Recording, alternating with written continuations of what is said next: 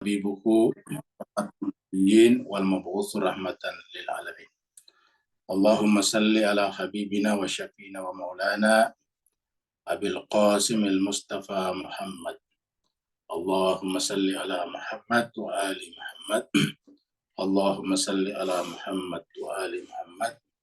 Allahumma salli ala Muhammad wa ali Muhammad wa ala alihi wa sahbihi al-mayamin al-muntajabin. Masyiral muslimin, Bapak Ibu yang saya berbahagia, kita bersyukur, kita bersua dalam keadaan sehat walafiat. Pertemuan kita pada kesempatan kali ini masih meneruskan buku Mullasadra yang diringkaskan oleh Hussein Nasr. Dan pada pertemuan kita yang lalu, yang terakhir, kita sudah sampai memulai pada perjalanan pertama. Jadi ada 4, karena judulnya saja Al-Asfar Al-Arbah. Perjalanan yang 4. Mari kita masuk ke screen untuk meneruskan pembahasan kita.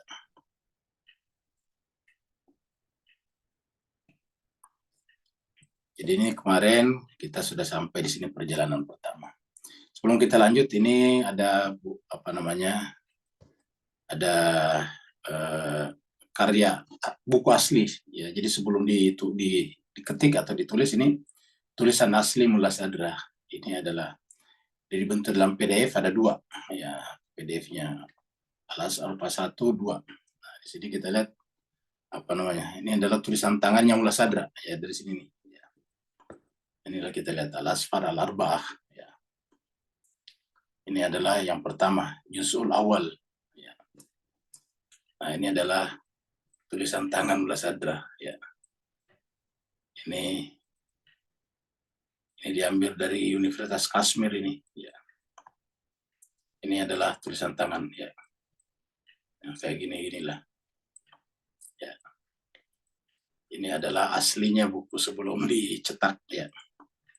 Ini pengantarnya dalam bahasa Parsi.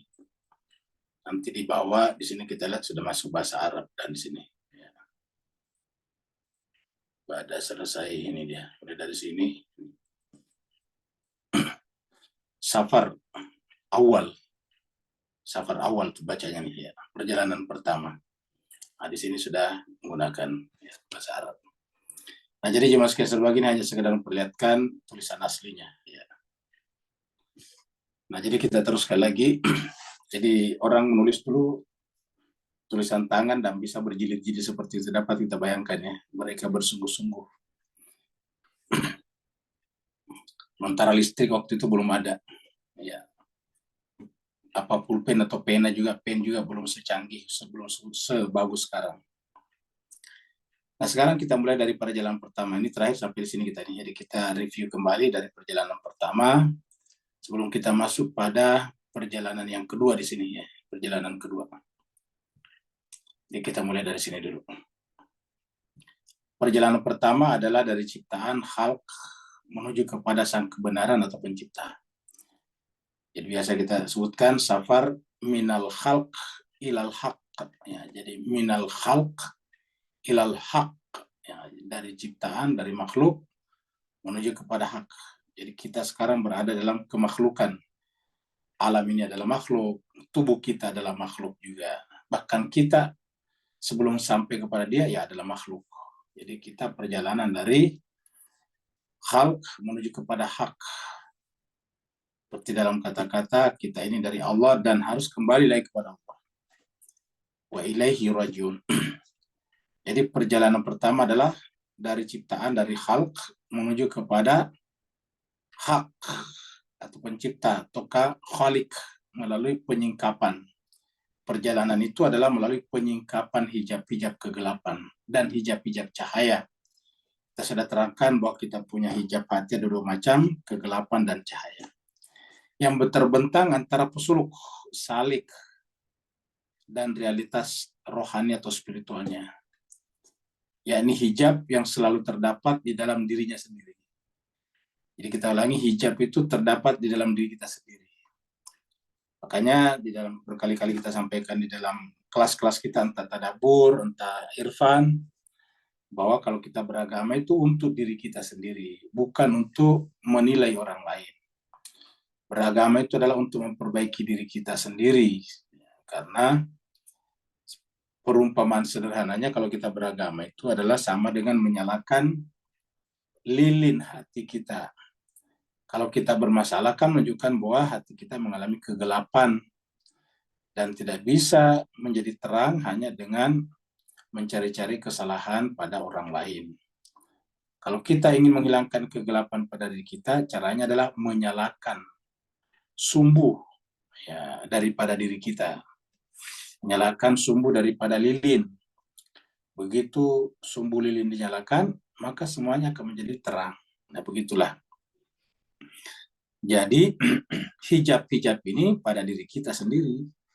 Makanya beragama, terutama belajar irfan, belajar tasawuf, itu adalah diri kita sendiri. Dan itu bukan hanya irfan dalam pengertian disiplin ilmu, tetapi Al-Quran juga berkali-kali menyebut kenapa tidak memperhatikan dirimu sendiri. Wa fi anfusikum afala tubsirun. Kenapa kalian tidak memperhatikan yang ada dalam diri kalian? Atau seseorang dapat mengatakan bahwa perjalanan pertama ini adalah sebuah pendakian dari makam-makam jiwa jasmani, nafs, menuju kepada makam hati, qalb. Jadi nafs, sani menjadi qalb. Jadi nafs baru menuju kepada qalb. Di nafs inilah terletak yang namanya hawa, makanya biasa digandengkan dengan hawa nafs. Tidak pernah kita sebut dengan hawa qalb, tapi yang ada adalah hawa nafs. Dalam Al-Quran ada kata-kata tahwi anfusuhum. Tahwi dari kata hawa, nafsu mereka. Jadi dari jiwa jasmani, nafs menuju kepada hati. Nah, nafs kita ini kan ketika menjadi gelap tadinya, menjadi terhijab, itu namanya nafs zulmani. Zulm itu artinya gelap. Nafs yang gelap. Jadi kita bergerak dari nafs zulmani menuju kepada nafs rahmani. Zulmani ke rahmani. Jadi nafs jasmani menuju kepada maqam hati qalb. Dan selanjutnya dari maqam hati qalb menuju kepada maqam ruh. Ya. Dan dari maqam ruh nanti kepada tujuan terakhir. Ya. Jadi disebut dengan al-maqsad al-aqsa, tujuan paling tinggi. Maksud ini tujuan, maksud ini kata-kata bahasa Melayu, bahasa kita se-Indonesia maksud. Ya. Al-maqsad al-aqsa. Ya. Dan keagungan tertinggi. Ini adalah tujuan terakhir, tujuan paling jauh. Dan keagungan tertinggi, al-bahjat al-kubra. Keagungan tertinggi. Inilah 3 makam manusia secara umum. Ya, jadi kita ulangi, makam nafs, makam qalb, makam ruh, dan terakhir adalah makam maksad al-aqsa, ya, yang paling tinggi. Yang paling rendah di bawah adalah nafs. Ya. Makanya ini harus, tidak bisa kita naik ke sini kalau ini tidak diperbaiki. Makanya dipanggil nanti ya ayatuhan nafsu mutmainnah. Jadi nafs ini harus mencapai derajat mutmainnah. Ya. Baru kemudian makam kalbu. Nah, di sini juga masih rendah juga, masih sudah lebih tinggi dari ini, tapi masih termasuk rendah karena masih bisa kena penyakit. Maka dalam Al-Quran disebut dengan fi qulubihim maradun, masih ada marad. Kalbunya disebut marad, sakit. Jadi tidak sesuai dengan hawa. Kalau sini hawa nafs, kalau sini adalah marid, sakit. Artinya apa sakit? Belum sehat. Jadi belum sehat, hatinya belum sehat. Dan dari makam hati menuju makam ruh. Kemudian seperti kata Tuhan, wa nafakhtu fihi min ruhi. Makam ruh ini adalah makam Quran. Jadi kalau kita sampai di sini, nanti kita akan gampang memahami Al-Quran, makam ruh. Dan dari sini baru bisa naik ke atas, seperti Nabi Muhammad kita, dari makam ruh, lalu kemudian dipanggil ke Sidratul Muntaha. Jadi kalau bahasa Al-Qurannya Sidratul Muntaha, kalau di sini karena menggunakan kata maksud, nah yang Al-Aqsa. Dan Nabi Muhammad kita juga berjalan dari Masjidil Haram ke Masjid Al-Aqsa. Tempat sujud Al-Haram menuju kepada tempat sujud Al-Aqsa. Jadi hijrah Nabi Muhammad kita minal Masjidil Haram ke Masjidil Aqsa punya 2 makna. Makna zahirnya adalah dari Masjid Al-Aqsa, Masjid Al-Haram yang ada di Mekah, dan Masjid Al-Aqsa yang ada di Baitul Maqdis, Palestina sekarang. Tetapi secara batin, Masjidil Haram itu adalah tempat kemuliaan, tempat sujud yang penuh dengan kemuliaan. Yaitu ketika kita masuk dalam makam Ibrahim, kan begitu. Masjidil Haram itu adalah makam Ibrahim. Itu adalah makam Ibrahim, fihi ayatun. Makam Ibrahim, ada makam Ibrahim di sana. Wattah itu makam Ibrahim yang salat, dan jadikanlah makam Ibrahim sebagai tujuan salat, sujud.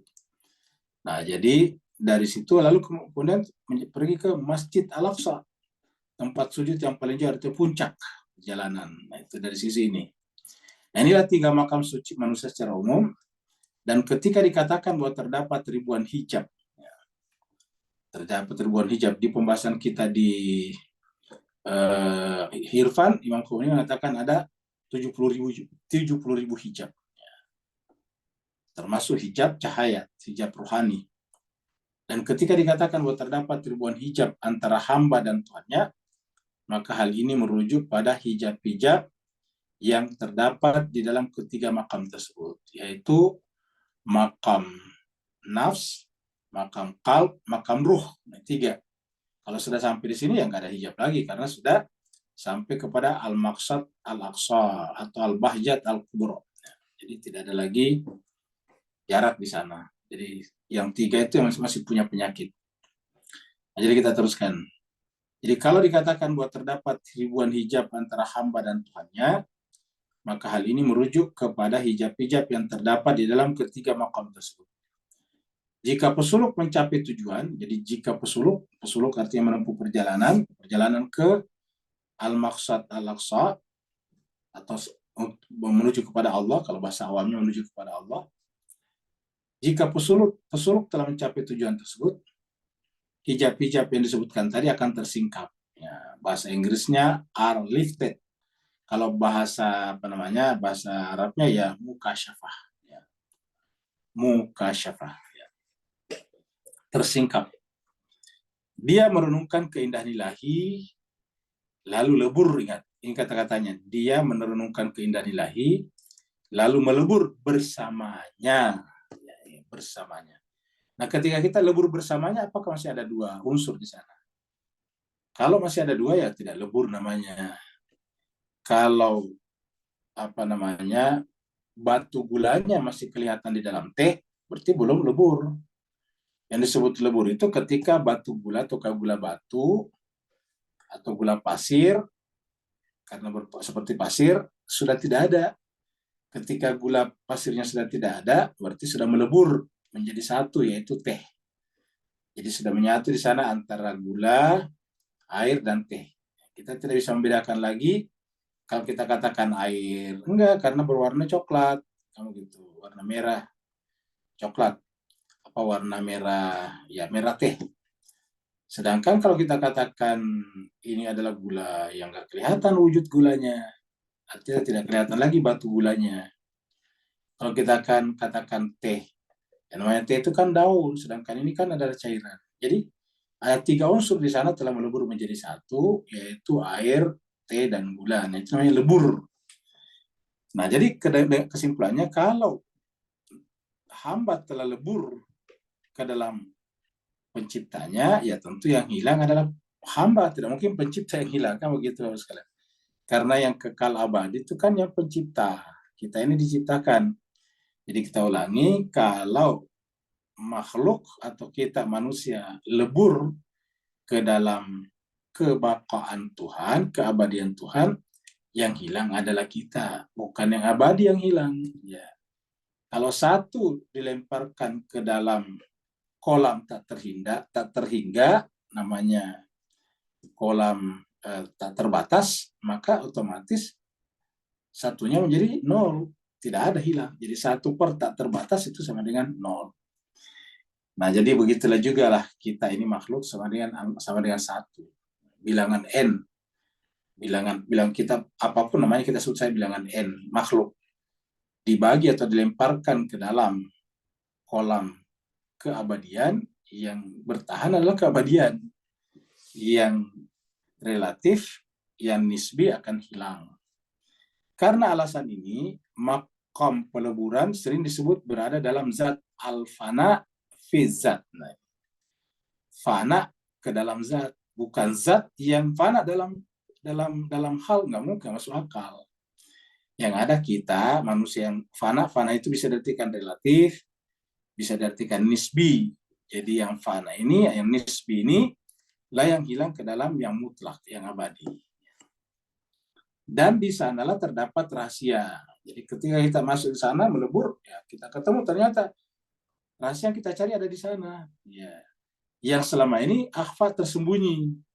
Ya, bahkan paling tersembunyi, al-akhfa, khafi maksudnya. Jadi sir, khafi, dan akhfa, paling tersembunyi. Adakah sir yang tidak khafi? Ada juga. Sebetulnya sih ada semua sir tersembunyi, tapi tidak semuanya akhfa. Contohnya tadi misalnya materi. Materi kan ada sirnya. Apa sirnya materi? Gerak. Jadi materi itu sifatnya atau sirnya gerak. Nah, itu. Tapi dan itu tadinya tersembunyi karena kalau kita lihat kayu kan nggak kelihatan geraknya. Nah, jadi gerak itu adalah khafinya. Tapi apa gerak itu sudah hakikat? Tidak. Yang paling tersembunyi di sana adalah yang menggerakkan. Nah, itu adalah akhfa. Pada makam ruh atau akal, nah ini kita masuk nih, terakhir kemarin di sini. Jadi ini adalah terakhir sampai tanggal 25 Mei, hari Sabtu lalu. Sekarang tanggal 1 Juni. Pada makam ruh atau akal, al-akal, penyaksian sempurna terhadap objek-objek akal, intelligible, akan menjadi mungkin. Jadi pada makam ruh atau akal, al-aklu, penyaksian sempurna terhadap objek-objek akal dalam kurung intelligible akan menjadi mungkin. Jadi artinya bahwa semua yang tidak disaksikan orang bisa kita saksikan, begitu maksudnya. Di pada makam ruh itu makam akal. Jadi makam nafs itu belum makam akal sebetulnya seharusnya. Makam qalb. Nah, makam akal itu adalah makam rohani. Ya, walaupun ketika akal berfungsi itu sekaligus otomatis memfungsikan kalbu juga karena kan dia di dalam. Jadi ruh, jadi kalau kita bikin tingkatan-tingkatannya tentu kita bikin seperti ini ya. Kita bikin seperti ini.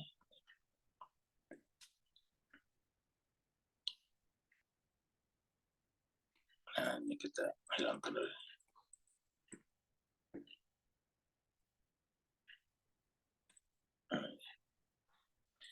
Nah, kemudian di dalamnya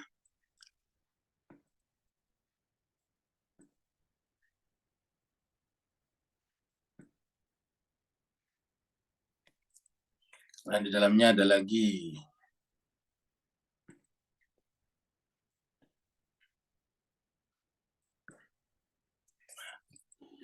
nah, jadi kalau kita kasih kalau kita kasih notasi, nah ini adalah kita sebut sebagai, nah ini adalah roh, makam roh. Nah, kemudian ini adalah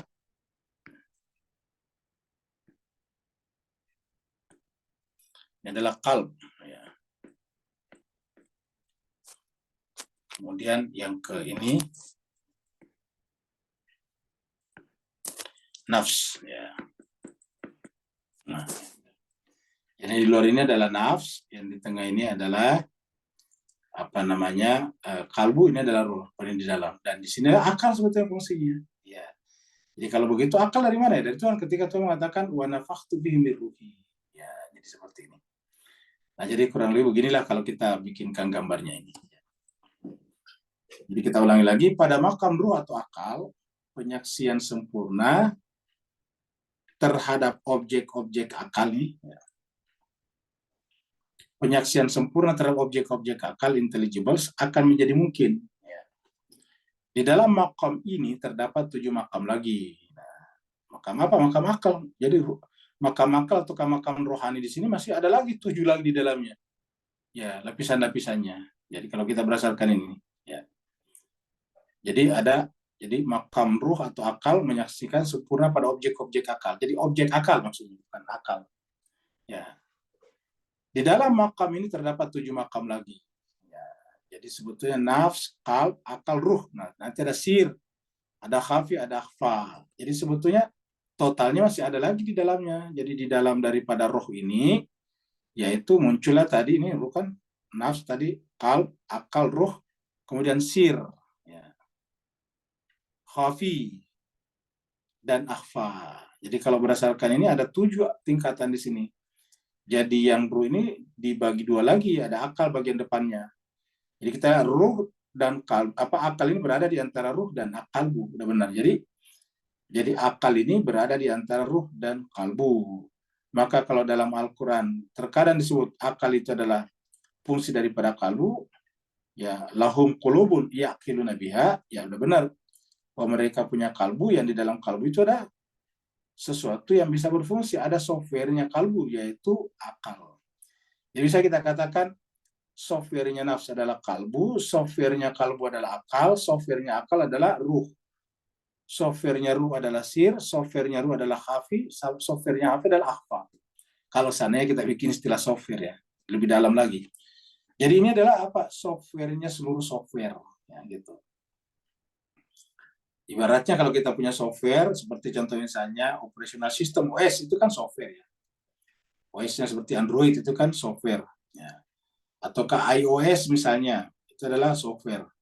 Atau yang dipakai Huawei sekarang yang namanya Harmony, itu adalah software. Nah, di dalam software seperti seperti Android atau seperti iOS itu ada software-software lagi. Aplikasi misalnya, aplikasi Al-Quran, platform Al-Quran. Nah, itu adalah software yang berada di dalam operation system. Ya. Seperti itu. Jadi ada akhfa di sana. Jadi kalau berdasarkan 7 ya. Jadi kita lihat di sini. Ini adalah nafs ya. Kemudian ini adalah qalb ya. Kemudian ini adalah akal. Kemudian ini adalah ruh. Kemudian ini adalah sir. Dan ini adalah hafi. Ya. Kemudian ini adalah akhfa. Ya, ini adalah akhfa. Ya. Nah, jadi ini nafs, qalb, akal, ruh, sir, hafi, dan akhfa. Itu kalau versi. Mulai sadar. Makam-makam atau maqamat. Ingat kalau makam-makam bahasa Arabnya jamaknya itu maqamat. Ya. Jadi makam bentuk jamaknya maqamat. Maqamat ini memiliki nama-nama demikian karena keadaan-keadaan yang dialami oleh pesuluk bersifat, namanya saja makam itu kan bersifat permanen. Jadi ulangi lagi, makam-makam ini makam-makam ini memiliki nama-nama demikian karena keadaan yang dialami oleh pesuluk bersifat permanen. Sebab jika sekiranya keadaan-keadaan tersebut tidak bersifat permanen, tentu ia tak dapat disebut makom. Tak dapat disebut dengan makom. Makom itu kan tetap mukim, ingat kata-kata mukim. Ya, makom itu tetap. Inilah tahapan-tahapan penghambaan dan kota cinta yang dimaksud oleh sang arif yang selalu hidup, yaitu Maulana Jalaluddin Rumi, Maulana dari Rum. Maulana dari Rum maksudnya dari Turki sekarang, dulu kan Rum Romawi. Jadi dulu itu namanya Romawi, makanya disebut dengan Jalaluddin Rum. Rumi itu Romawi. Sekarang Turki. Tempatnya Jalaluddin Rumi itu adalah sekitar Tabriz, antara Turki dan Iran. Ya. Kalau Bapak Ibu mendengarkan kemarin kecelakaan yang dialami oleh helikopternya Presiden Iran Raisi bersama dengan Menteri Luar Negeri Amir Abdullahian, itu perjalanannya dari perbatasan Azerbaijan menuju kepada Tabriz. Makanya kita dengarkan salah satu yang ikut terlibat itu adalah Turki, karena Tabriz itu persis berada di perbatasan Turki. Ya, gitu. Nah, karena Tabriz ini adalah berada di perbatasan Turki, maka mereka berbahasa Persia. Ya, walaupun Tabriz yang masuk ke Turki juga berbahasa Persia. Makanya Jalaluddin Rumi itu menulis semua karyanya dalam bahasa Persia. Jadi seperti yang dialami oleh atau yang dimaksud oleh Arif yang selalu hidup, yaitu Maulana Jalaluddin Rumi di dalam syairnya. Dia bersyair Attar. Attar itu maksudnya Fariduddin Al-Attar ya. Ini adalah seorang sufi besar. Jadi nama aslinya ini adalah Fariduddin Al-Attar. Yang dipanggil Attar. Di Attar telah melintasi 7 kota cinta. 1, 2, 3, 4, 5, 6, 7. Jadi Attar telah melewati 7 kota cinta. Tetapi kita masih berada di tikungan sebuah jalan. Jadi kalau Attar sudah melewati kota cinta, kita masih berada di tikungan jalan.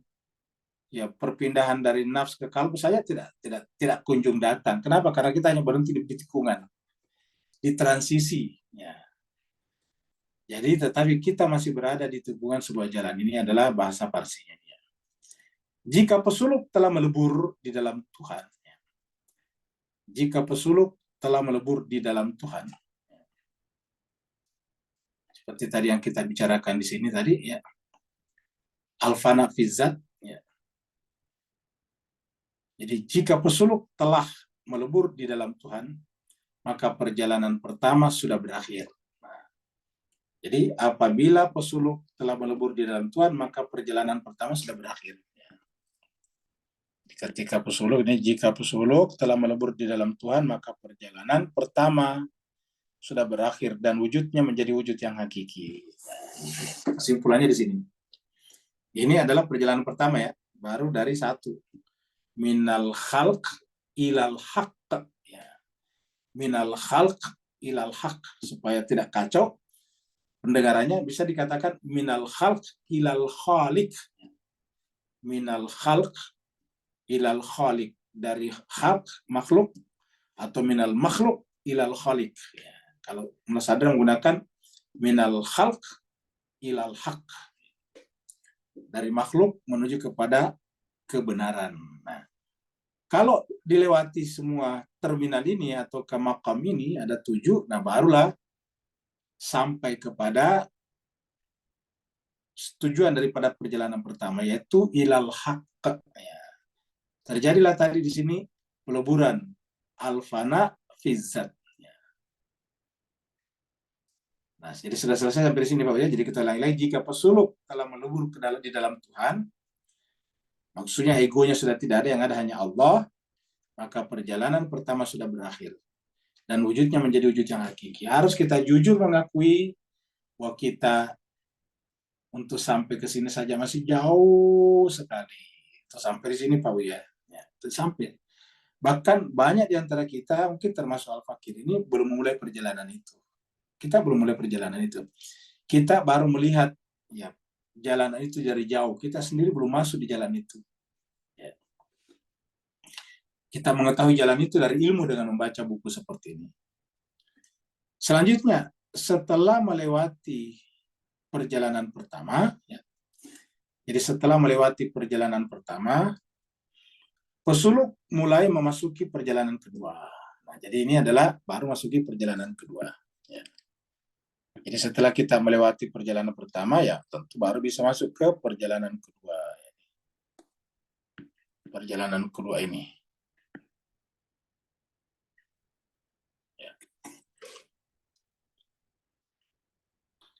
Yaitu atau yakni perjalanan dari sang kebenaran menuju sang kebenaran bersama sang kebenaran. Nah, minal haqq ilal haqq ma'al haqq. Minal haqq ilal haqq bil haqq atau ma'al haqq. Biasa disingkat dengan fil haqq. Ini adalah perjalanan di dalam kebenaran. Ini bisa disangka kalau dalam Al-Quran mengatakan fillah. Ya. Di Al-Quran menggunakan kata-kata fillah, fil haq. Jadi ini 3 bisa disimpulkan menjadi fil haq ataukah bil haq. Jadi minal haq ilal haq bil haq. Dari al-haq, kebenaran, menuju kepada al-haq, menuju kepada kebenaran Bi di sini bersama al-haq dengan kebenaran. Ya.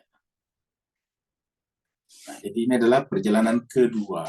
Jadi ini adalah kita sebutkan. Jadi dari sang kebenaran menuju sang kebenaran bersama sang kebenaran. Ya. Bahasa Arabnya adalah ya, minal haq ilal haq bil haq. Ya. Jadi minal haq ilal haq bil haq. Jadi berputar-putar dalam situ. Ya. Ibaratnya di dalam lingkaran, kalau kita masuk dalam lingkaran, kalau kita bisa bikin lingkaran seperti ini, dan lingkaran ini kita sebut dengan istilah al-haq, ya. Ini kita sebut dengan al-haq. Ya. Maka kita berjalan di sini, muter-muter dalam sini. Muter-muter sini. Ya, gitu. Dari al-haq menuju kepada al-haq, karena di dalam atau bersama dengan al-haq. Jadi di dalam sini muter-muter. Apa yang kita lakukan di sini? Kalau bahasa lainnya, mengeksplorasi. Apa yang kita eksplorasi? Nama-nama Allah seluruhnya untuk kita resap, untuk kita untuk kita adopsi, untuk kita serap, ya, untuk kita serap ke dalam diri kita. Jadi kita masuk di sini menyerap seluruh nama-nama Dia yang 99 itu. Yang biasa disingkat orang dengan 99 nama Allah itu. Ya. Jadi kita di sana mengeksplor. Tapi apakah ini kelihatan? Tidak kelihatan. Kenapa? Ini penggambaran. Karena kalau kelihatan berarti masih ada dualitas namanya. Dan dualitas itu adalah syirik. Sementara tadi kita harus lebur tadi. Lebur alfana fi zat. Kamu tadi istilah itu. Alfana fi zat. Ya. Saya di atas ini. Kita harus fana fi zat. Ya, jadi hilang sebetulnya. Nah, jadi ulangi. Perjalanan ini bersama kebenaran. Jadi ingat. Bersama kebenaran yang terakhir. Bilhaq. Karena pesuluk telah menjadi orang suci. Jadi harus menjadi orang suci di sini. Harus bersih.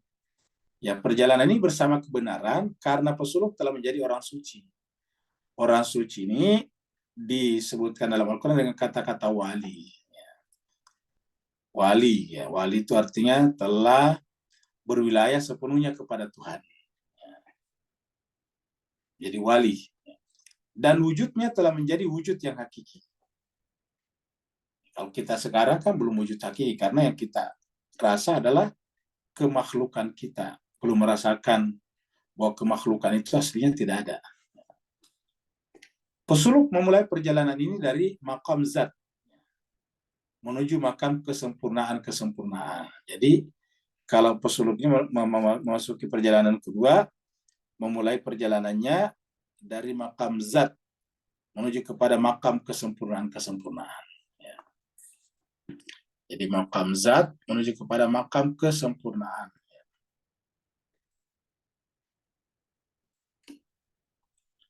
Melintasinya satu demi satu. Satu demi satu sampai dia menyaksikan seluruh kesempurnaan Tuhan dan mengetahui semua nama-namanya kecuali yang tidak bisa dicapainya karena memang dirahasiakan oleh Tuhan. Ya. Jadi melintasi satu demi satu. Jadi makam kesempurnaan ini itu adalah nama-nama Allah, asma Allah ini namanya. Kita menyerap tadi nama-namanya di dalam zatnya tadi. Baru kemudian kita menyaksikan seluruh kesempurnaan Tuhan dan mengetahui semua namanya kecuali yang memang tidak bisa dicapai. Kewaliannya menjadi sempurna dan zat, tindakan-tindakan dan sifat-sifatnya melebur di dalam zat. Ya, tindakan dan sifat Tuhan. Ingat, kalau sudah mencapai derajat ini, kewaliannya menjadi sempurna dan zat, tindakan-tindakan dan sifat-sifatnya melebur di dalam zat. Ingat, zat ini kecil. Perhatikan ya sekalian, ini zat kecil. Ini adalah kata zatnya kecil ya nih. Kalau di sini zatnya besar. Ingat. Jadi siapa kita? Kita yang sebetulnya tidak ada sebetulnya. Kita tinggalkan, meleburkan zat kita, perbuatan kita, sifat-sifat yang kita klaim pada diri kita, dia lebur di dalam zat. Dia lebur dalam tindakan. Ini juga. Ini tadi tindakan kecil. Nah, perhatikan jemaah sekalian, ini adalah tulisannya kecil ini, tindakan-tindakan. Tapi yang di sini besar, ini tindakan. Berarti sifat, ini sifat-sifat di sini adalah kecil. Ini kita punya. Ya. Ini adalah sifat-sifatnya. Di sini adalah besar. Nah, jadi kita meleburkan zat kita, tindakan-tindakan kita, sifat-sifat kita, melebur di dalam zat, tindakan, dan sifat Tuhan, sehingga tidak ada lagi zat, tidak lagi perbuatan, tidak lagi sifat, kecuali semua adalah miliknya. Yang ada adalah zatnya, yang ada adalah perbuatannya, yang ada adalah sifatnya, sifat Tuhan.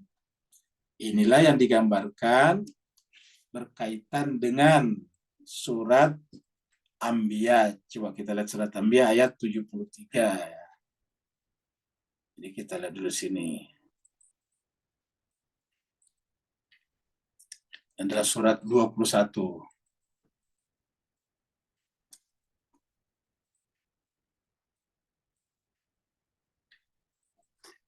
Surat 21 Anbiya ayatnya 23 ya. Kita besarkan dulu nih.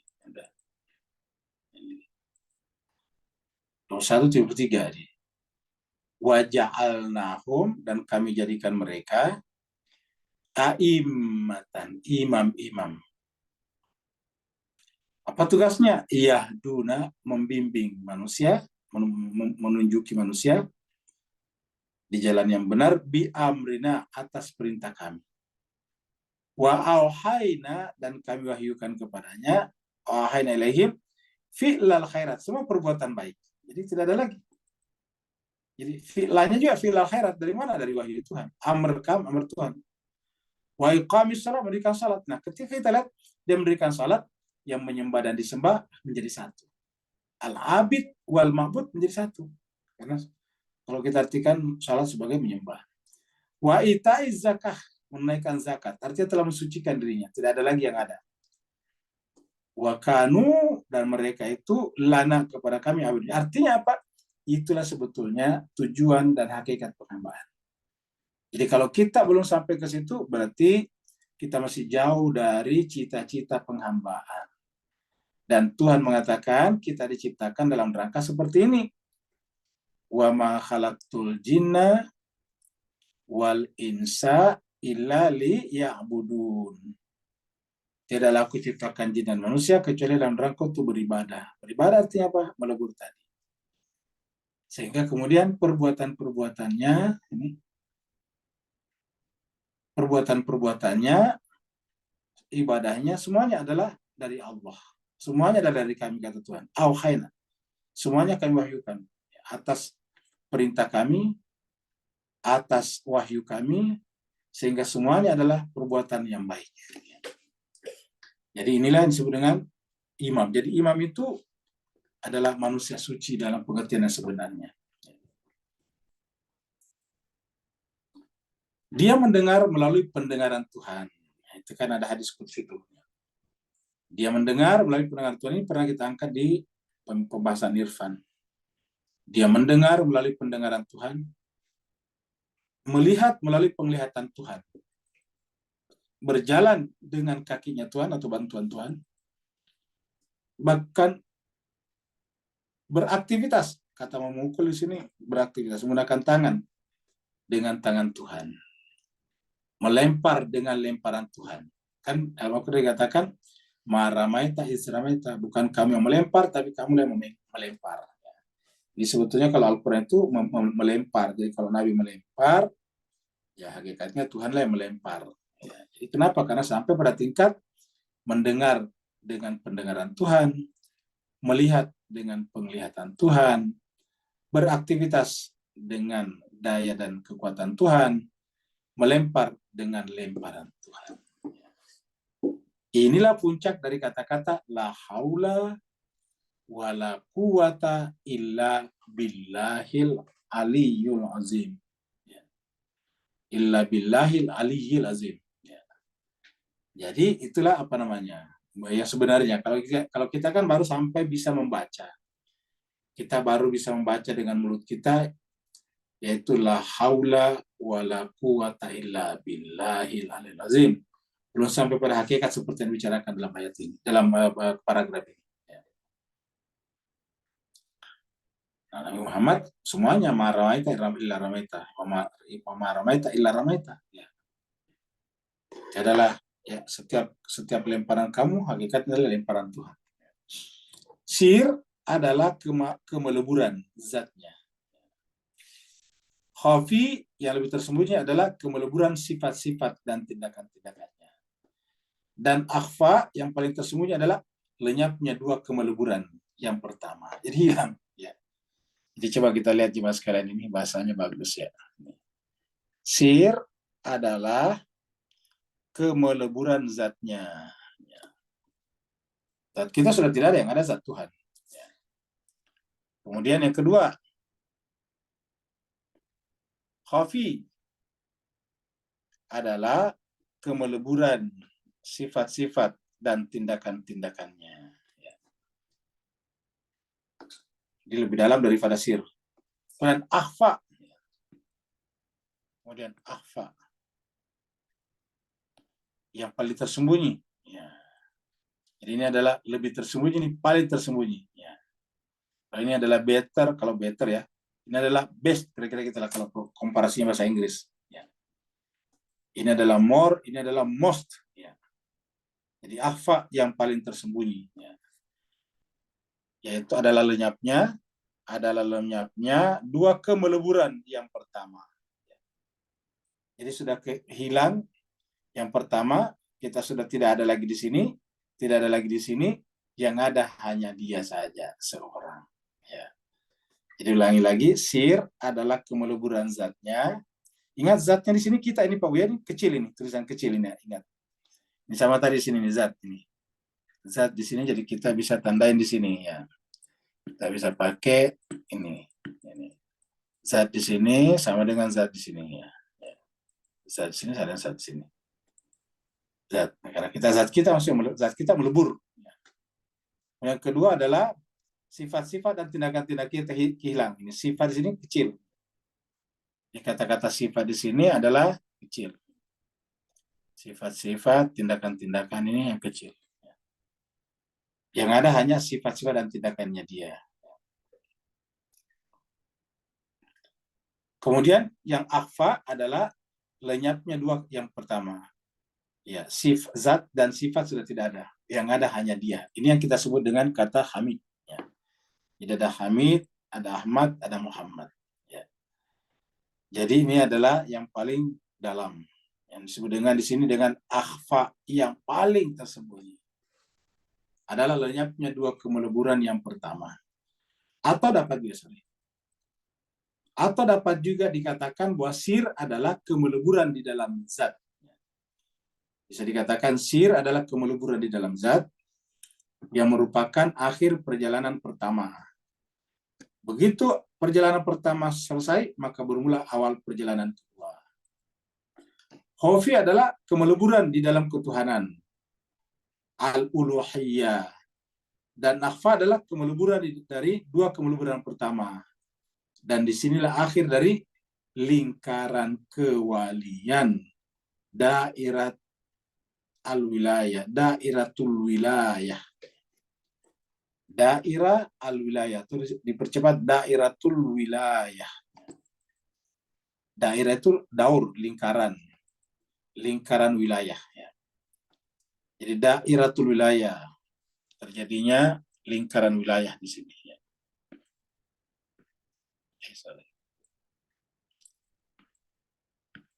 Ini adalah ini. Dairatul wilayah.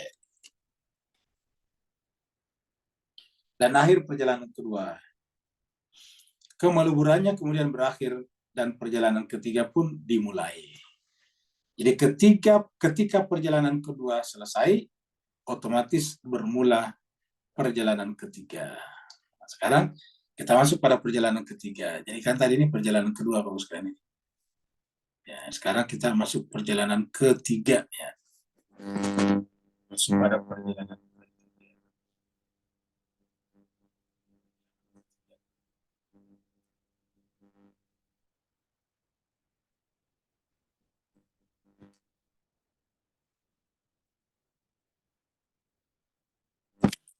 Perjalanan ketiga adalah perjalanan dari sang kebenaran menuju makhluk bersama kebenaran.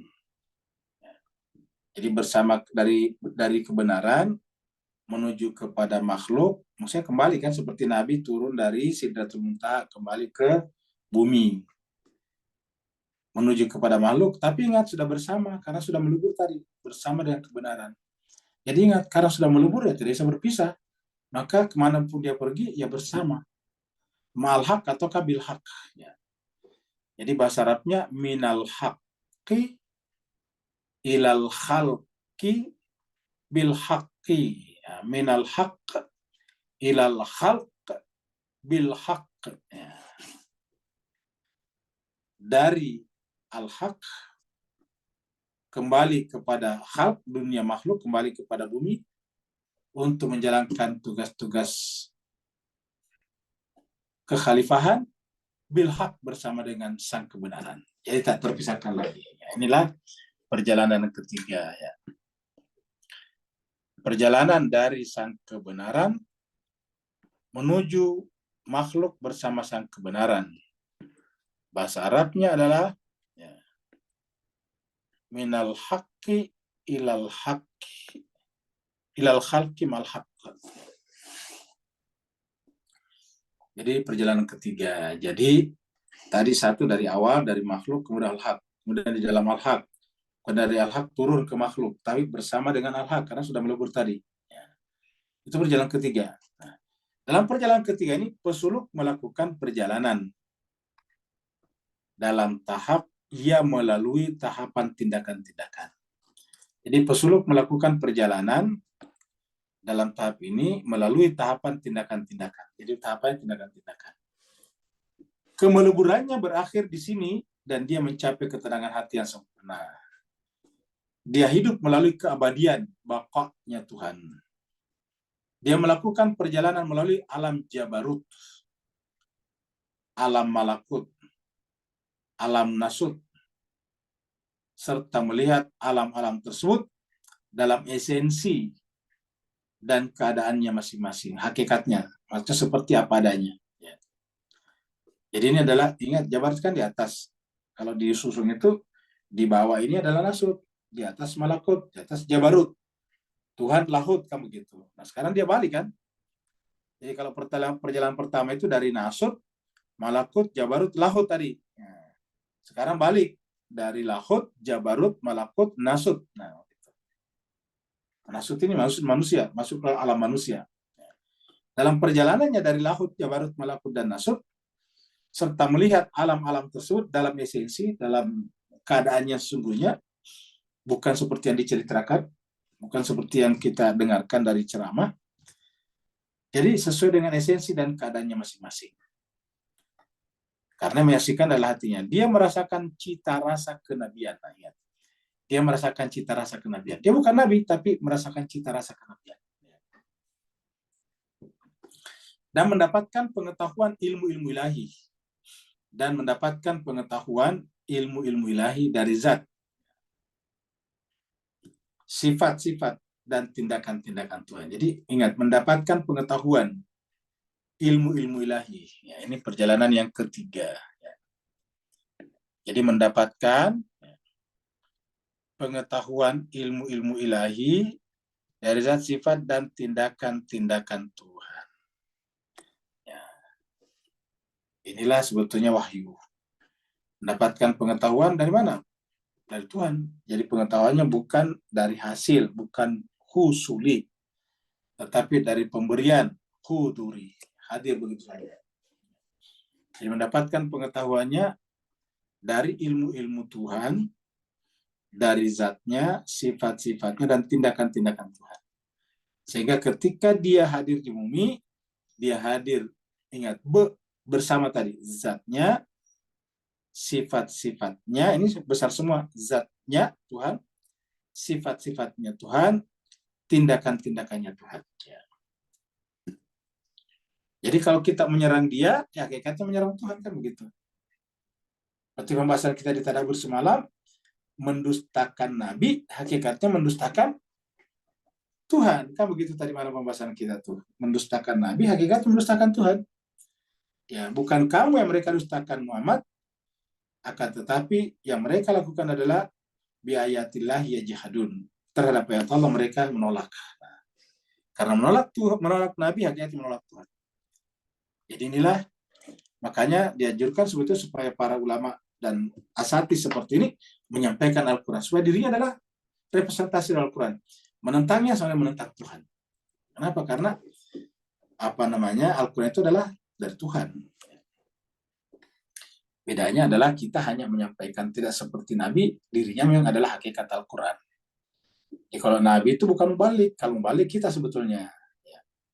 Maksudnya Nabi itu adalah bukan hanya sekedar menyampaikan ayat Tuhan, tetapi dirinya sendiri telah menjadi ayat Tuhan. Ketika dia menyampaikan ayat Tuhan kepada kita, dia sebetulnya menyampaikan dirinya. Jadi menangkap Al-Quran hakikatnya menangkap Nabi Muhammad. Menangkap Nabi Muhammad hakikatnya menangkap ayat Tuhan. Jadi tidak bisa dipisahkan. Akan tetapi dia tidak memiliki fungsi kenabian. Akan tetapi dia tidak memiliki fungsi kenabian, ingat. Karena dia bukan nabi dalam konteks sungguhnya, cuma ingat cita rasa. Jadi kita berikan penekanan ini, jangan bayangkan jadi nabi ya, ini cita rasa. Cita rasa kenabian. Kayak kita minum minuman rasa anggur, tapi bukan anggur, ingat. Pakai perasa, nah gitu. Kalau kita minum minuman rasa anggur, padahal itu bukan anggur beneran, itu rasa anggur. Kita minum sirup tertentu rasanya vanili, padahal bukan vanili beneran. Itu adalah rasa vanili saja, itu perasa.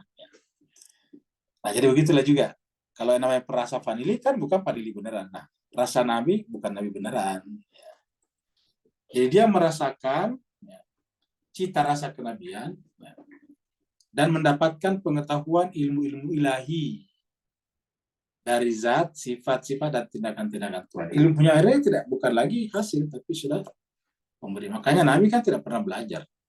Nabi kalau ditanya, ijazah sekolah dasarnya, tidak ada. Ijazah sekolah menengah pertamanya, ya tidak ada. Ijazah sekolah menengah atas, ya tidak ada. Ijazah alia tidak punya. Ijazah university tidak ada, tidak punya. Ya. Apa ya? Tidak ada. Kenapa? Karena ilmunya Nabi bukan hasil penelitiannya, bukan hasil pembacaannya, bukan hasil mendengarnya dari guru-guru, tetapi ilmunya Tuhan adalah tadi seperti dalam ayat ini. Ya. Auhayna ilaihim, kami wahyukan kepada mereka. Ya. Auhayna ilaihim, ilmunya itu kami wahyukan kepada mereka. Ya. Akan tetapi dia tidak memiliki fungsi kenabian yang membawa hukum suci, jadi tidak mungkin membawa syariat lagi. Ya. Jangankan manusia seperti kita, bahkan para imam sendiri tidak membawa hukum-hukum baru. Jadi para imam pengganti Nabi itu tidak membawa syariat baru, ingat. Dia hanya meneruskan syariat yang sudah ada dari Nabi Muhammad kita. Jadi tidak ada satupun imam itu membuat hukum baru. Itulah sebabnya kalau di dalam madrasah ahli bait atau keluarga Nabi ada 12 imamnya, tetapi tata cara salatnya sama. Ya. Tata cara salatnya sama, coba lihat. Semua dari A1 sampai 12 tangannya lurus. 1 sampai 12 berpuasanya adalah sampai kemudian agak gelap. Ya. Jadi tidak ada perbedaan dalam hal seperti itu. Nah, beda dengan saudara-saudara kita di Madrasah Ahlus Sunnah. Kalau di Madrasah Ahlus Sunnah, ya 4 imam, 4 tata cara.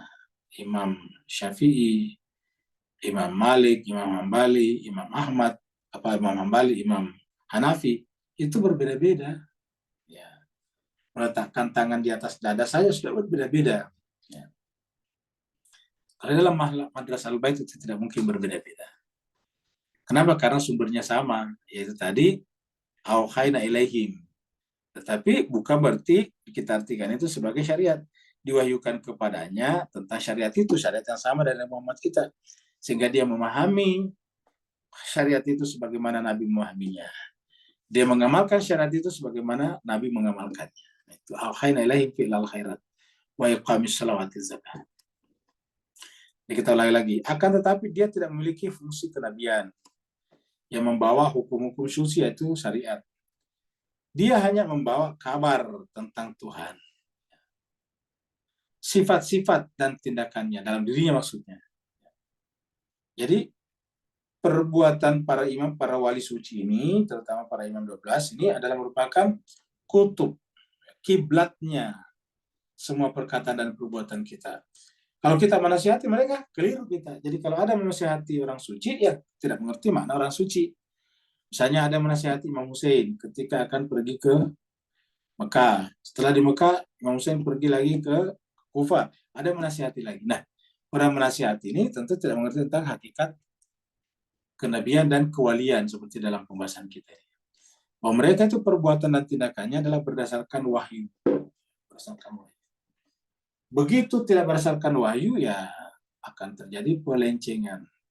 Kita sampaikan juga sekalian salah satu penyebab kenapa keluarga Nabi itu nanti terbunuh di Karbala, ya ingat kenapa Al-Husain dan keluarganya dan sahabat-sahabatnya terbunuh dengan cara yang sangat sadis di Karbala, ya karena ada unsur apa namanya juga kelalaian dari orang yang mengaku sebagai pengikutnya, Syiahnya. Ya, di mana? Yaitu ketika terjadi perang Siffin, ya pasukannya Muawiyah sudah nyaris kalah, tapi tiba-tiba mereka Muawiyah menusuk Al-Quran dengan tombaknya, diangkat ke atas sebagai simbol, mari kita kembali kepada Quran, mari kita berdamai. Kata Imam Ali mengatakan, enggak, dia itu bersiasat saja. Ya, masa masih percaya kepada Muawiyah? Kejahatannya begitu banyak, tapi masih percaya kepada Muawiyah. Nah, tetapi ada pengikutnya Imam Ali yang berkekeh, tidak, kita harus apa namanya? Kita harus mengikutinya, itu kan Al-Quran, dia mengajak kita kembali kepada Al-Quran. Kira-kira gitulah. Nah, itulah nanti yang jadi Khawarij. Karena dia merasa dia sendiri, ini Al-Quran. Nah, dia tidak tahu kalau Al-Quran itu punya pasangan, dan pasangan Al-Quran pada saat itu adalah Imam Ali. Jadi jelas-jelas menjadi pengikut berperang bersama Imam Ali pun banyak tidak memahami Imam Ali. Apalagi kita berjarak jauh.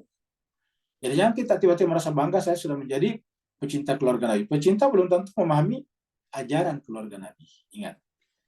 Sehingga tidak bisa kita mengatakan bahwa dia kan pengikut muhibbin, dia adalah pengikut pecinta keluarga Nabi. Masa salah? Ya bisa salah. Ya, kenapa? Karena patokannya adalah bukan pada ikut atau tidak ikut. Ya, seperti tadi adalah Khawarij. Itulah orang-orang berperang bersama dengan Imam Ali di Siffin. Dan dialah yang kemudian cukup banyak. Sehingga kemudian ketika mereka berkekeh, tidak, kita harus berdamai dengan Muawiyah, itu telah menombak Al-Quran. Ali mengatakan, tidak, itu bersiasat. Tidak, kita harus ikuti Al-Quran. Kata Imam Ali, kalau kau mengikuti Al-Quran, coba tanya Al-Quran itu yang ditombak. Apa kita berdamai? Pasti nggak bisa jawab. Al-Quran yang sesungguhnya itu adalah pasangannya Al-Quran. Karena dia bisa menjawab kalau ditanya. Makanya Al-Quran yang tidak bisa menjawab itu sudah dengan Al-Quran yang samit. Al-Quran yang Al-Quran yang diam, bisu. Nah, pasangannya ini yang hidup disebut dengan pasangan natik, Al-Quran natik. Ya, itu. Nah, tetapi ada natiknya, tapi mereka memilih samitnya, kira-kira kita jelas sekali. Itu adalah Khawarij. Sehingga mereka masa, apa kata Imam Ali? Ya, kalau begitu ikuti kemauan kamu. Ya. Kata-katanya ya, if'al ma tasya. Lakukan apa yang kamu sukai kalau begitu. Ya. Saya sudah nasihati, kamu tidak mengikut, silakan. Apa yang terjadi kemudian? Ya udah, mereka ternyata benar ditipu oleh Muawiyah. Sehingga orang-orang yang tadi berkekeh langsung nggak berani ketemu Imam Ali lagi. Bahkan Khawarij, Yusuf Khawarij keluar dari Imam Ali karena dia tidak sanggup lagi. Dia tertolak dengan sendirinya oleh kebenaran. Ya. Bahkan kemudian nantinya diperangi oleh seluruh kelompok itu Khawarij. Nah, jadi jemaah sekalian berbahagia, inilah apa namanya, yang terjadi ketika kita tidak memahami hierarki dan struktur seperti ini. Jadi kita ulangi, dia melakukan perjalanan melalui alam jabarut, yaitu adalah dari Allah menuju kepada makhluk ya tadi. Minal haqq ilal khalq bil haqq, kamu gitu tadi, seperti di atas nih. Minal haqq ilal khalq bil haqq ya. Nah, dia merasakan cita rasa kenabian dan mendapatkan pengetahuan ilmu-ilmu ilahi dan zat, sifat-sifat dan tindakan-tindakan Tuhan. Akan tetapi dia tidak memiliki fungsi kenabian, ingat, yang membawa hukum-hukum suci, harus dipertegas ini. Ya. Ya, makanya kemudian yang namanya Imam Ali ya bukan nabi, Imam Hasan ya bukan nabi, Imam Hussein bukan nabi, sampai ke Imam Zaman bukan nabi. Lalu apa? Dia membawa cita rasa kenabian, tapi mereka adalah kutub kebenaran. Dia adalah memiliki cita rasa kenabian karena adalah penerus daripada nabi yang merupakan pasangan sempurna daripada Al-Qur'an. Dari mana dapatnya? Tadi, auhayna ilaihim, kami wahyukan kepada mereka. Jadi mereka adalah merupakan pasangan daripada kebenaran daripada Al-Qur'an. Dan dia tidak disebut nabi. Ya, jadi ingat, dia tidak boleh disebut nabi. Tapi dia justru harus mengikuti perintah-perintah dan hukum-hukum dari nabi yang terpilih serta taat kepadanya. Jadi inilah tujuannya. Jadi ya, dia tidak disebut nabi, ini dia tidak disebut nabi. Ya. Dia tidak disebut nabi, ya.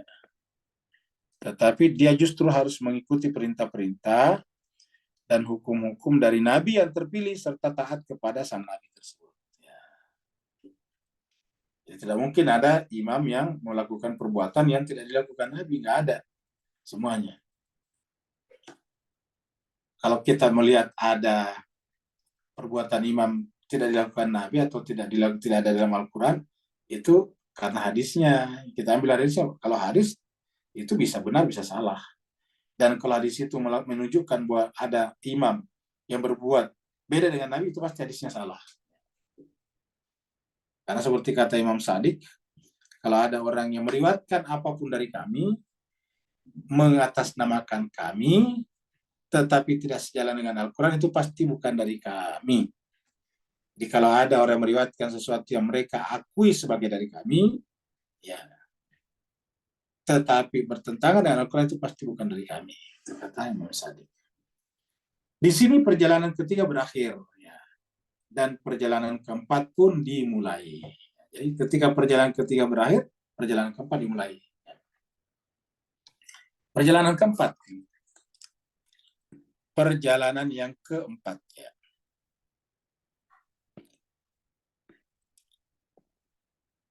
Perjalanan keempat.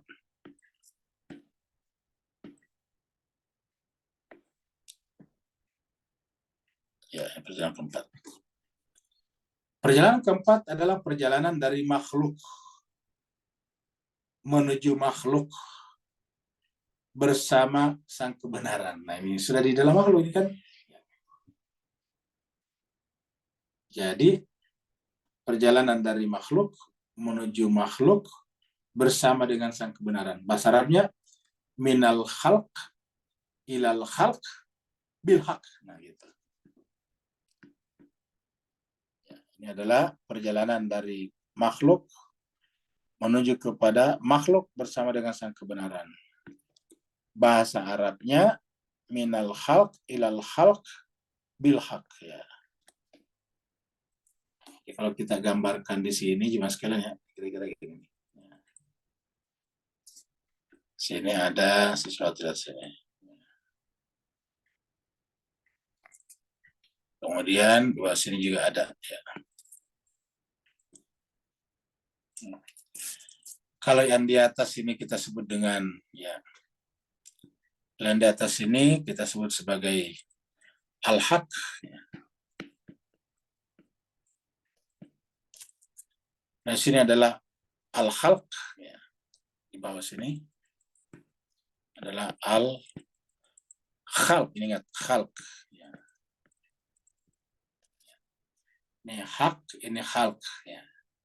Jadi perjalanan pertama adalah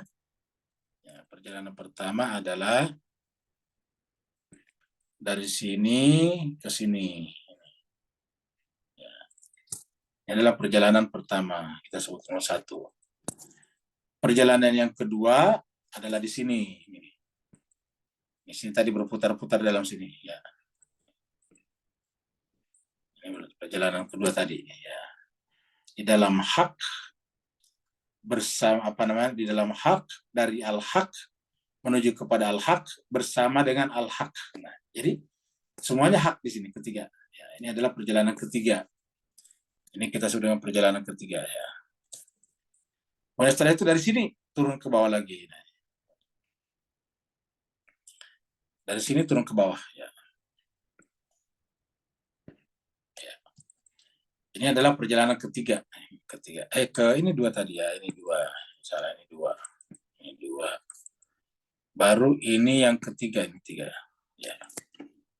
Jadi ini adalah minal khalq ini ilal haq. Cuma 2, nggak ada ma, karena belum sama. Jadi minal khalq ilal haq. 1. Perjalanan kedua yaitu minal haq ilal haq bil haq. Ya. Perjalanan ketiga minal haq ilal khalq bil haq. Ya. Nah, sekarang perjalanan keempat. Perjalanan keempat adalah di sini ya. Kita sebut sini nih. Ini gini. Ini perjalanan yang keempat ya.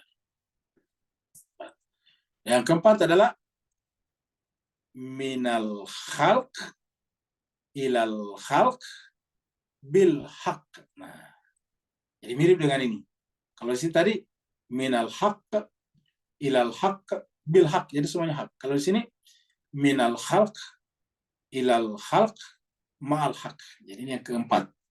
Nah, disinilah terjadi menjalankan tugas kekhalifahan, tugas kenabian di sini.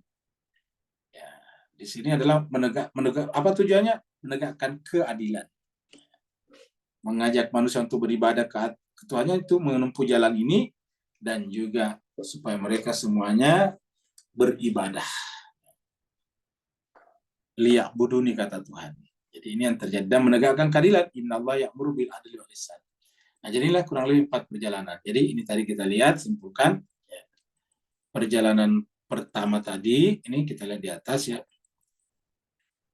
Ini perjalanan pertama ya. Ini adalah minal khalq ya ilal haq. Jadi cuma 2, minal khalq ilal haq ya. Ini al haq. Perjalanan kedua ini di sini, mulai di sini nih, yaitu minal haq nih ilal haq, ini menuju sang kebenaran, bil haq bersama dengan kebenaran. Perjalanan kedua. Jadi semuanya apa? Semuanya hak ini cuma hak. Jadi sini semua yang kedua ini adalah semuanya adalah hak. Ya. Ini adalah semuanya hak nih, hak, al haq, al haq. Ya. Nah, yang ketiga.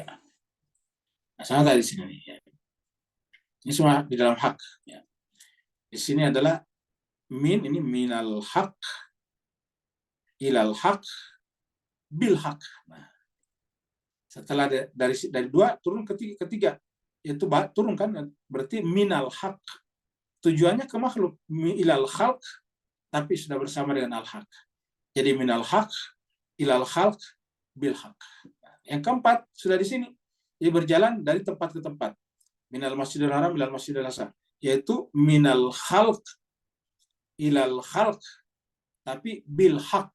Ya, tadi yang ketiga di sini. Yang ketiga di sini nih ya. Minal haq ilal khalq bil haq. Nah, ini tadi yang ketiga, yang tiga-tiganya hak. Yang keempat ya, minal khalq ilal khalq bil haq. Ya, jadi dari makhluk menuju ke makhluk tapi bersama dengan hak. Ya. Dari contohnya dari rumah ke pasar bersama dengan Allah. Nah, seperti itu kalau diambil contoh realnya. Karena rumah itu kan makhluk. Ya. Pasar juga makhluk, kedai juga makhluk. Tapi bersama dengan Allah. Ya. Kalau sopir atau pilot pesawat, dari Jakarta menuju ke Kuala Lumpur bersama dengan Al-Haq. Nah, gitu. Dimanapun kita seperti itu adanya. Jadi, dari tempat ke tempat. Dari rumah ke kebun bersama dengan Al-Haq. Dari rumah ke laut untuk nelayan bersama dengan Al-Haq. Kalau tentara. Dari kantor, markas, kepada medan perang bersama dengan Al-Haq. Nah, jadi begitu. Jadi inilah perjalanan ke hakikatnya. Jadi kalau kita sudah sampai di sini, maka dimanapun pergi bersama dengan Al-Haq, jadi kelihatannya dia tetap mengurusi dunia, tapi ingat dia bersama dengan Al-Haq. Nah, disinilah melebur namanya. Di sini tidak ada lagi pemisahan, tidak ada dikotomi dunia akhirat. Tidak ada di sini pemisah ya, antara urusan dunia dan urusan ilahiyah, nggak ada. Karena apapun yang kerjakan bersama dengan Al-Haq. Makanya semua juga dilakukan para nabi. Nabi juga berjalan di pasar-pasar. Nabi berjalan. Jadi dalam Al-Quran itu dikatakan Nabi itu adalah yamshu nabil aswaq. Jadi Nabi juga adalah berjalan di pasar-pasar. Jangan pikir Nabi tidak ke pasar. Ya, jadi al-aswaq. Ya, soleh. Al-aswaq.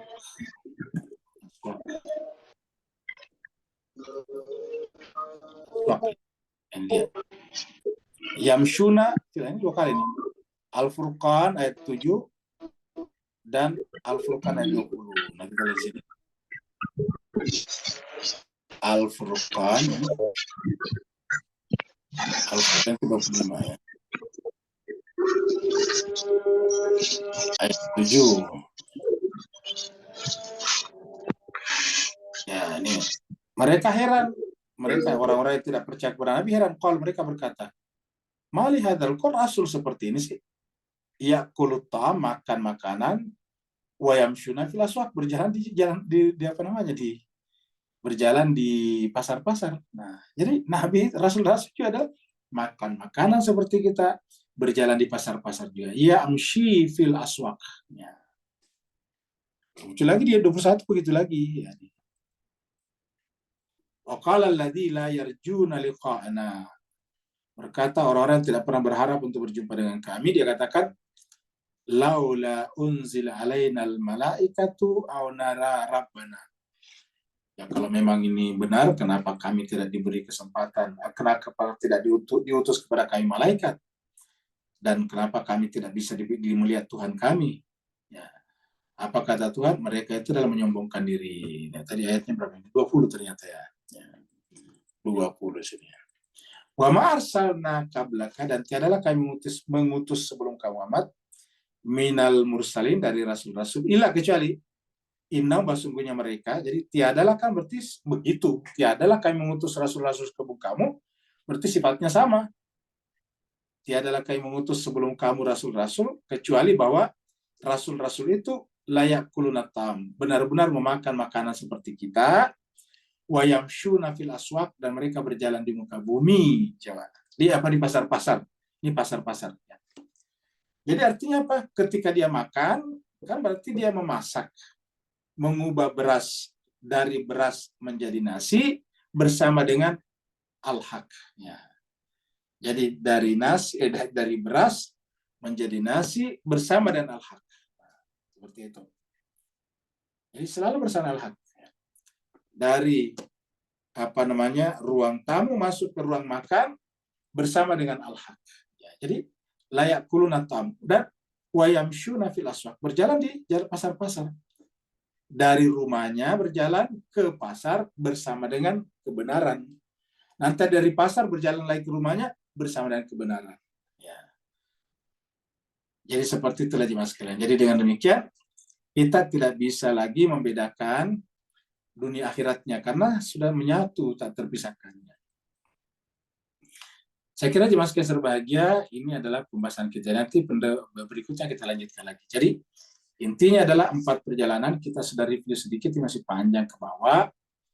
Ya, kita akan lanjutkan nantinya ya setelah pertemuan kita berikutnya. Jadi kita akhiri sampai di sini ya. Ini adalah tanggal 1 ya, 1 Juni ya, 2024 ya. Yang mau bertanya dipersilakan.